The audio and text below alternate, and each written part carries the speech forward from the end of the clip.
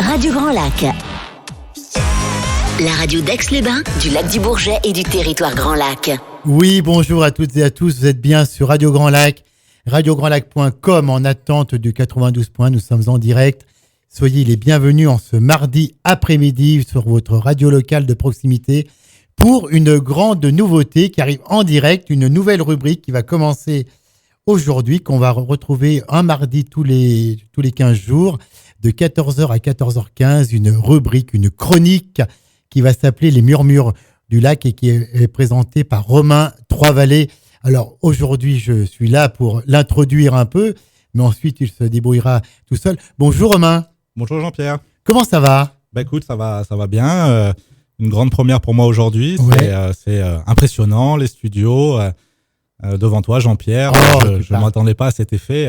Bah quand même. Alors, un grand merci d'être avec nous, de rejoindre ce beau projet de territoire, cette radio locale de proximité qu'on veut avec ma complice et amie Sandra Beau et tous les bénévoles mettre au service de notre territoire. Alors, Romain, tu es là en tant que partenaire de Radio Grand Lac avec la société RDIMO. Est-ce que tu peux nous dire un petit mot ? Présente-toi, que les auditeurs te connaissent un peu mieux et sachent qui tu es et d'où tu viens. Exactement. Alors Romain Trois-Vallées, donc j'habite Aix-les-Bains. Effectivement, donc je suis dirigeant de la société qui s'appelle Groupe RDIMO.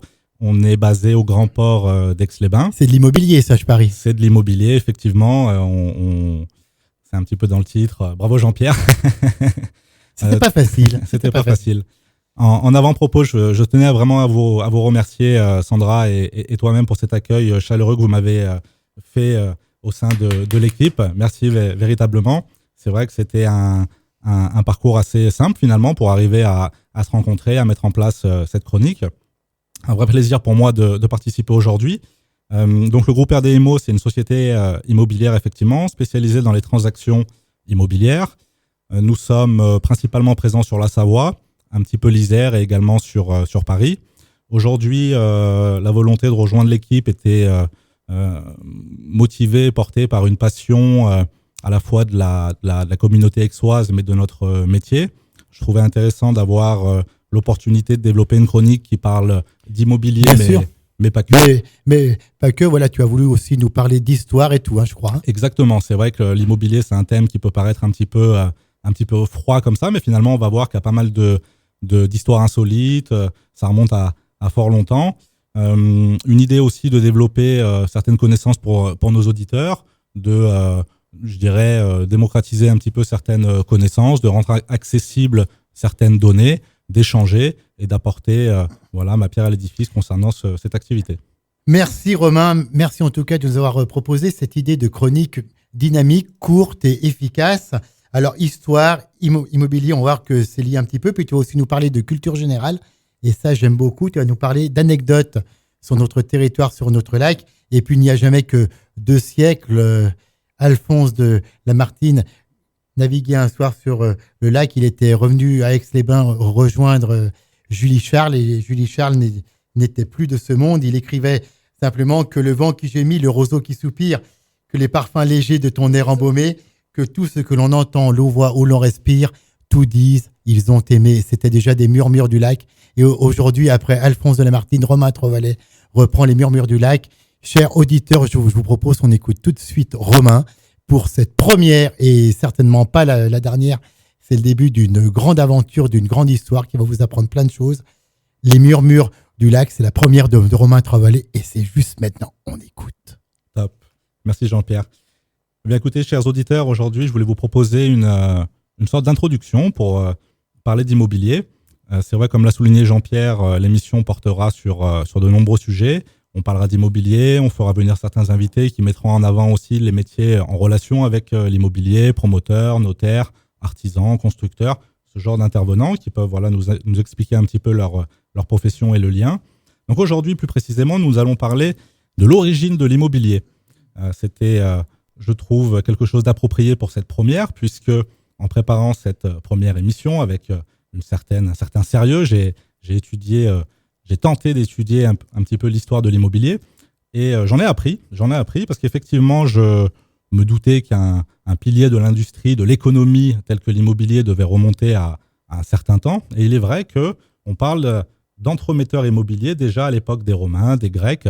On avait déjà une certaine idée de ce métier. Alors ça devait être bien évidemment beaucoup moins structuré qu'à l'heure actuelle. On imagine à Rome, au Colisée, des gens en sandales se baladant dans les allées et demandant combien vaut ma belle maison, Jean-Pierre. Alors ça devait être... On appelait ça une villa à cette époque. Une villa à cette époque, tout à fait. Quels étaient les critères? Ça, c'est une question qui m'a un petit peu turlupiné parce que on n'a pas forcément d'idée, on ne parlait pas de prix au mètre carré, on ne parlait pas de ce genre de choses. Alors, qu'est-ce qui comptait à l'époque? Est-ce que c'était la taille de la maison, la qualité des colonnes, la taille des pierres? Quels étaient les artisans qui, à l'époque, avaient un savoir-faire et étaient mis en avant? Est-ce que c'était la proximité des centres d'intérêt ou alors tout simplement être proche du pouvoir? A priori, de ce qu'on peut trouver comme rares données là-dessus, effectivement, plus on était proche des sphères du pouvoir, plus on était considéré comme élevé dans la société. Donc le prix de l'immobilier, finalement, n'était pas l'indice premier, mais c'était le pouvoir. Suis-je proche du pouvoir? Donc ça, c'est quelque chose d'intéressant. À Rome, ça tu dis, hein? À Rome, hein. voilà. En Grèce également, on a quelques... Ça remonte également à cette époque-là. Donc là, j'ai pas réussi, pour être franc, à trouver certaines données. Les Grecs étaient a priori cachotiers là-dessus. Quelque chose d'intéressant également, la finance faisait partie déjà aussi de la vie courante, puisque tous les monuments, tous les centres d'intérêt n'ont existé que par le financement de ces monuments. Donc, il y avait déjà une relation entre des prêts bancaires, des discussions financières sur quel projet allait être développé, bâti. Une difficulté également qui naît à cette époque, c'est la notion de propriété, puisque c'est assez compliqué de la définir réellement jusqu'à des ères plus récentes. Les échanges commerciaux sont un petit peu une base de la propriété. Les gens produisent, achètent, vendent. On commence à voir naître donc ces échanges commerciaux et la terre en fait partie. Alors c'est plus une revendication à l'origine et c'est marrant puisque on s'attribuait les terres un petit peu comme ça. Hein. Ce n'est pas occupé, c'est à moi. C'était au début, c'était ça, tout à fait. Voilà, donc il n'y a pas de voisin, c'est pas gardé, ce n'est pas clôturé, il n'y a pas de bête, je m'installe. Les années passent, jusqu'à un âge avancé du Moyen-Âge, on ne trouve pas véritablement de registre, de suivi de tout ce monde, de toutes ces transactions immobilières. Alors on parle encore une fois pas véritablement de transactions, mais des familles, bourgeoises ou moins bourgeoises, revendiquent des terres, des propriétés, des châteaux, des demeures, etc. Des villages, Jean-Pierre, bien effectivement, avec des jolies piscines peut-être déjà à l'époque. Ce qui est intéressant, alors ça aussi ça m'a fait sourire, c'est que c'est la partie taxe immobilière qui finalement pousse les administrés de l'époque à encadrer un petit peu tout ça, puisque finalement vous possédez une maison, vous possédez un domaine, on va vous taxer. Donc à partir de là, ils ont commencé, on voit émerger certains registres, notamment sur le patrimoine des familles laïques, hein, puisque la propriété était encore difficile pour tout le monde à cette époque. Donc voilà, la propriété et les registres naissent pour des questions déjà fiscales. Les testaments, les premiers testaments commencent également à se développer. On a des traces écrites du XIIIe, XIVe. Il y avait aussi des problèmes à ce moment-là, puisque les gens venaient à décéder, et simplement un petit peu la loi du plus fort, celui-là qui récupérait certains domaines, n'était pas lié forcément sur des liens familiaux, mais sur une appropriation également de ces biens. À partir du moment où effectivement les testaments sont arrivés, il y avait une légère visibilité à ce moment-là, et on a pu commencer à tenir ces fameux registres. Ce qui est très intéressant également, avec cette notion, on voit la profession de notaire également plutôt bien se développer. Alors, c'est une profession qui, historiquement, on arrive à retrouver des traces au IIIe et IVe siècle. À ce moment-là, l'Empire byzantin, l'Empire romain. Alors, l'Empire romain commence à se diviser en deux. Faut-il y voir un signe? Orient et Occident. Tout à fait. Donc, à ce moment-là, les notaires émergent. Alors, c'est assez également amusant puisque la répartition des richesses se fera d'une certaine manière et peut-être que certains ont voulu tenir des écrits de manière à ce que ça soit un petit peu plus clair. En France, plus particulièrement, à partir du IXe siècle, sous Saint-Louis et Philippe le Bel, un peu plus tard, autour de 1300, donc du IXe au XIVe, là, véritablement, les notaires commencent à émerger et à s'occuper principalement des domaines placés sous l'autorité des souverains. Effectivement, ceux-ci veulent conserver leurs richesses, pouvoir les transmettre et commencent à surtout voir un intérêt de l'immobilier du bâti. Donc déjà à l'époque, effectivement aujourd'hui on parlera toujours de valeur refuge de la pierre. Je pense que voilà, c'est pas une idée qui date La richesse d'aujourd'hui. terrienne à cette époque-là. Puis La voilà, richesse, puisque tout à fait. le but c'était d'avoir le maximum de terre pour pouvoir en faire des fiefs et sur ces fiefs mettre des vassaux. Exactement. Et c'est vrai que c'était un des... On mêle souvent l'industrie à l'immobilier quand on évalue aujourd'hui les biens immobiliers, c'est-à-dire qu'on va partir d'une localisation, d'une commune, de critères, de surface, d'environnement, mais quelque chose qu'on a tendance à sous-estimer dans la valeur immobilière aujourd'hui, c'est la valeur de l'industrie qui entoure une zone. Plus une zone va être riche, plus une région va bien se porter, plus les prix de l'immobilier vont également être importants. C'est pour ça qu'en France, finalement, toutes les villes qui possèdent certains attraits économiques ou touristiques ont des prix qui sont relativement élevés. Et je pense qu'effectivement, à l'époque, la vraie richesse qui était liée à cet immobilier, c'était effectivement, comme tu le soulignes, la terre, les vassaux, l'exploitation agricole, les bêtes, des choses relativement simples finalement. La féodalité, tout à fait. La féodalité, tout à fait.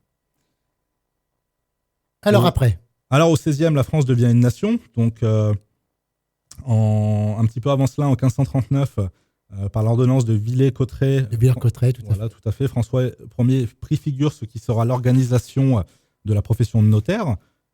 On a l'obligation à partir de là de rédiger des actes en français. En français. On doit conserver et on doit s'assurer de leur existence. Pour cela, on va les consigner dans un répertoire. Donc les choses prennent de plus en plus de forme.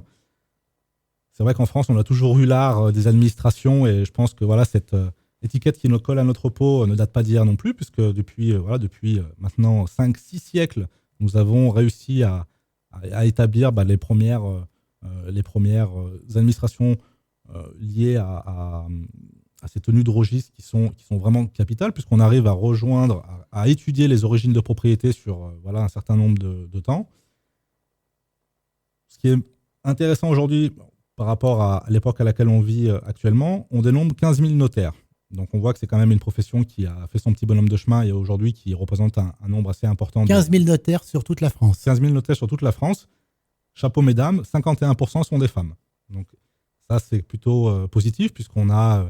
c'est un chiffre qui n'a pas tant changé ces dernières années. Donc c'est quand même une profession d'un certain niveau, d'un certain statut qui a toujours été bien représentée par les femmes. Donc c'est...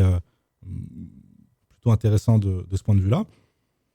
Voilà, donc c'était relativement court. Donc on voit que finalement l'immobilier, les transactions immobilières, la propriété sont des choses qui remontent à bien longtemps. Ce qui va nous intéresser maintenant aujourd'hui, c'est on va décortiquer sur plutôt les 50 dernières années, c'est l'immobilier moderne. Il faut savoir qu'il y a eu tout un tas de changements, de chamboulements dans les années 70. La loi qui fut instaurée donc, le 21 janvier 1970, première du nom, c'est la loi Auguet, qui a défini certaines règles qui a réglementé donc, cette profession dans l'exercice des transactions immobilières. Pourquoi ? Parce que à l'époque, c'était pas encadré du tout. Donc c'est vrai que chacun pouvait revendiquer être agent immobilier, pouvait exercer la profession sans véritablement d'encadrement. Ce qui est aussi marrant, ça dépendait pour qui j'imagine à l'époque, c'est que le paiement des transactions pouvait se faire à n'importe quel moment. C'est-à-dire que vous visitiez quelque chose, vous vous intéressez à un bien, vous pouviez en prendre possession avant de l'avoir payé. Les agents immobiliers pouvaient... alors, agents immobiliers pour le nom, ce qui est marrant, c'est qu'on les appelait des courtiers déjà à l'époque. Donc, il y avait cette notion d'entremetteur assez poussée. Cette loi Auguet donc, va nous définir et va encadrer la profession. Aujourd'hui, nous sommes tous... voilà, excusez-moi, je bug un petit peu. Nous sommes tous... c'est pas grave, tous, c'est la première. Nous sommes tous encadrés, voilà, par contre, je retrouve mes mots, par cette loi qui nous oblige à avoir une carte professionnelle. Donc, c'est quand même une avancée assez importante, puisqu'aujourd'hui, pour exercer la profession d'agent immobilier, voilà, vous devez être reconnu, enregistré. Aujourd'hui, c'est les chambres de commerce qui organisent la délivrance de ce sésame. Donc, plutôt une bonne avancée. Nous avons tout un tas d'obligations, comme chaque métier, bien évidemment. Une obligation de transparence sur, par exemple, les honoraires sont quelque chose de relativement récent. Donc, on est obligé de transmettre le coût de ce service aux vendeurs, aux acquéreurs en temps voulu. Une amélioration de cette loi relativement récente également, c'est la loi Allure, l'accès au logement et urbanisme rénové. Donc, de Madame Duflot, ça. Tout à fait. Et c'est une belle avancée, puisque c'est un développement, encore une fois, de la transparence. Donc, sur les questions d'honoraires, sur les questions des diagnostics immobiliers qu'on aura l'occasion d'étudier par la suite. C'est vrai qu'informer un acquéreur sur ce qu'il achète, c'est vraiment quelque chose d'important et la transparence est de mise, que ce soit sur la surface, la présence d'amiante ou non, de plomb. Le fameux DPE aujourd'hui, qui avait été pas mal critiqué à l'origine, aujourd'hui trouve une place véritablement importante dans le marché. Le diagnostic de performance énergétique qui va noter le gaz à émission de serre. Et c'est vraiment des discussions qui sont vraiment d'époque concernant la pollution. Est-ce que le logement est énergivore? Petite parenthèse également, la nouvelle RE 2020 qui va supplanter la RT 2012. Ouh là là, d'accord. a été tout récemment, la semaine dernière, décalée. Ça devait rentrer en exercice là, le 1er juillet. Finalement, ça a été décalé à l'année prochaine. Donc on voit que l'écologie au cœur de l'immobilier a bien progressé. Aujourd'hui, c'est une vraie problématique que les logements ne soient plus, entre guillemets, des passoires énergétiques, thermiques. On recherche véritablement un bilan positif dans les immeubles, c'est-à-dire que l'immeuble doit maintenant ne pas avoir une facture négative, ce qui est un vrai défi. Donc voilà, la loi Allure a contribué également à développer ces notions-là. L'amélioration de l'accès au droit au logement en fait partie également, puisque c'est vrai qu'en France, on a une problématique assez poussée sur le manque de logements. On dénombre à peu près 2 millions de logements qui viendraient à manquer. Ce qui est un petit peu paradoxal, c'est qu'on a 1 million de logements vacants. Alors, la faute à qui? Alors, il y a pas mal de coupables, entre guillemets. Il y a les logements qui sont tout simplement insalubres, les premiers. Donc là on se frappe à des logements qui sont bâtis. On le voit même avec Aix-les-Bains, de nombreuses maisons ont l'air abandonnées, ont l'air en mauvais état et ne sont pas occupées depuis pas mal d'années. On a des familles qui possèdent un patrimoine assez important et qui ne souhaitent pas louer. Et donc également l'intérêt d'avoir des promoteurs assez actifs qui respectent également ces chartes d'engagement et de plafonnement de loyer. Enfin, voilà, tout ça, c'est des questions vraiment actuelles. Aix-les-Bains s'en sort plutôt bien, puisqu'on est vraiment proche des 20% du logement social. Donc c'est plutôt une ville assez exemplaire, ou presque du moins sur cela.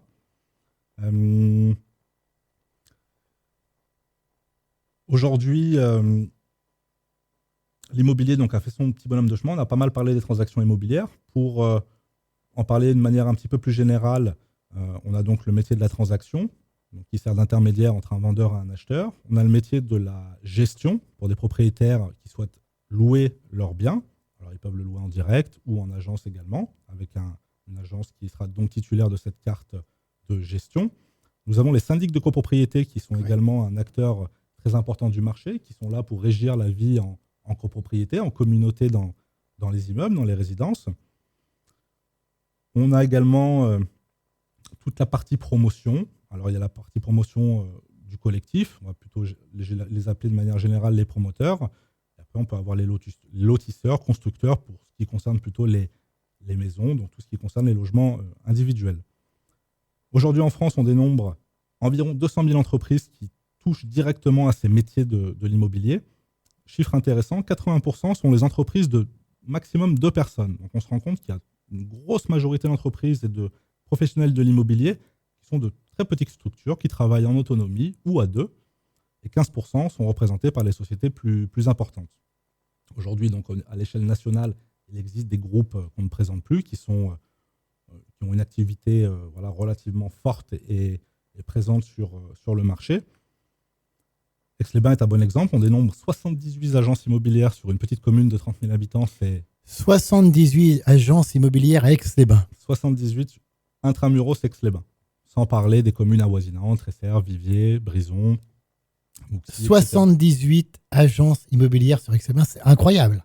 C'est incroyable, mais c'est vrai que c'est un marché qui est dynamique, c'est un marché relativement tendu, c'est un marché qui attire, puisqu'on a quand même une ville avec des arguments de confort de vie, de qualité de vie qui sont, je pense, aujourd'hui, il n'y a pas besoin d'argumenter véritablement pour les souligner. Le lac, c'est quand même quelque chose d'incroyable également. On a pu le voir se ce week-end. Énormément de gens se balader, faire du vélo, un tas d'activités. Pour les enfants, c'est un cadre de vie également idéal, de nombreux parcs à jeux, voilà, de nombreuses activités à faire en famille. Une ville assez étendue, finalement. On a quand même 30 000 habitants, mais relativement sur une densification qui n'est pas trop importante. Donc voilà, Aix-les-Bains, vraiment, on le verra plus tard, a vraiment le vent en poupe et je pense qu'on a la chance d'habiter ici. Voilà, bah écoutez, merci beaucoup. Pour conclure cette première chronique si passionnante. Bah écoutez, j'étais ravi de vous présenter un petit peu ça. Alors, c'est vrai que c'était pas évident de résumer, de partir de si loin pour revenir à aujourd'hui. La prochaine émission, nous serons un petit peu plus concis et nous parlerons véritablement du marché immobilier aixois avec là, effectivement, des données intéressantes, je l'espère. Romain Trovalet, merci beaucoup pour cette première chronique qui, d'un coup d'essai, s'est transformée en coup de maître. C'était une mise en bouche pour ces murmures du lac, mais on voit que notre lac, il a tellement de murmures à nous donner. Donc, nous retrouverons Romain Trovalet pour une nouvelle chronique avec plein de chiffres, mais ça reste très vivant et tout à fait mangeable, j'allais dire, mais non, c'est consommable, c'est pas beau non plus, c'est pas ça, mais bon, vous avez compris ce qu'on veut dire. On le retrouve le 20 avril à 14h pour sa deuxième chronique. Voilà, une fois tous les 15 jours, il va nous proposer cette petite chronique qui rétablit les choses et qui vous donne des données. La grille de programme de Radio Grand Lac évolue, elle va évoluer encore dans les prochaines semaines jusqu'à notre démarrage sur les 92.1. En tout cas, merci à toutes et à tous pour votre fidélité. Cette évolution, elle est faite pour vous, elle est faite avec vous. Et on poursuit tout de suite maintenant en musique jusqu'à l'émission de Pierre-Luc Petit-Dalclève ce soir à 18h. Un jour à lac, un entrepreneur. Une émission destinée aux femmes entrepreneuses, aux femmes chefs d'entreprise sur notre territoire de Grand Lac. 90 minutes d'émission tout à l'heure. Mais là, pour le moment, c'est le programme musical. Merci pour votre fidélité, votre soutien. Merci pour notre chère Sandra qui a une nouvelle fois admirablement assurée à la technique. On vous donne rendez-vous tout à l'heure. Merci Romain, à dans 15 jours, le 20 avril, 14h.